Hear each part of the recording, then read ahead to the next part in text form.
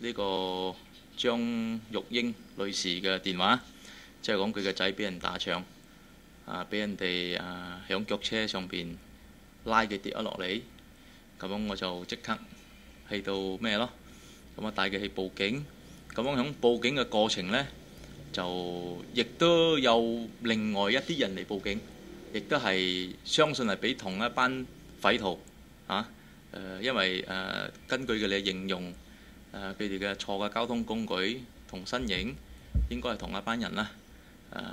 響大概響一個鐘頭嘅時間入邊，有2至3名人士俾人打槍，所以咁樣呢個細路呢就比較嚴重啲啦，有佢受傷，咁樣可以俾佢講啦。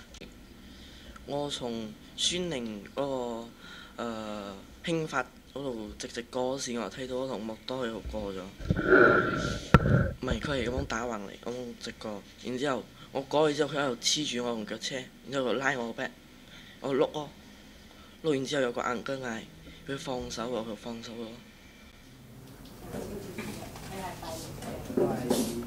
嗰時呢，我而家約車翻嚟嘅時候，有2個馬來人坐住嗰個摩多，死猛叫我停，我又唔識佢喎，直接行咯。之後呢，佢又屈到我前面嗰邊喎，之後死猛叫我停，我冇辦法咯，打 brake 落去咯。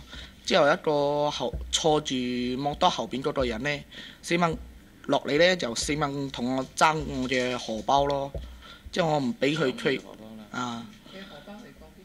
放嗰個褲袋，之後死猛同我搶咯。之後我唔俾佢嘅時候，佢差唔多一拳咁樣打落嚟我嘅耳仔嗰邊咯。之後好彩有一個硬哥，我叫嘅時候一個硬哥又睇到咯。之後佢哋2個爭唔到，之後掉頭走咯。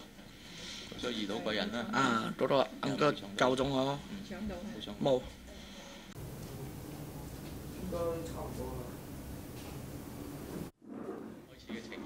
唔係開始呢，我就去我哥嗰度，跟尾我行路去嘛，咁咪同一條街，咁樣我咪行路翻咯，翻去差唔多到屋企嘅咯，佢摩多就拉尾嚟呢就冇嚟卜我頭咯，我就當堂搭落去咯，搭落去佢就抄我荷包，跟尾佢又想再卜我一斗嘅，跟尾我阿叔個老婆開佢就走咯，拉尾頭咯，同埋呢個心口。